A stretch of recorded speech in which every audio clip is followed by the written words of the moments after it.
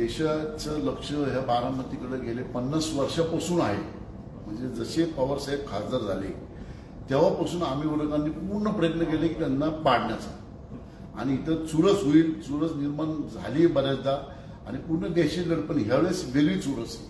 ह्यावेळेस आमच्याकडे असा काही उमेदवार लाभलेला आहे आमच्या भारतीय जनता पक्ष घटक पक्षाचा की सुनेत्रा पवार या आमच्या घटक पक्षाचे उमेदवार असतील. आणि अजित पवारांची ताकद आणि भारतीय जनता पक्षाची पारंपरिक मतं आपल्याला आठवत असेल 2014ला फक्त 57,000 मतांनी जानकर पडले होते. आणि त्यावेळेस बारामतीने 1 लाख लीड दिला होता.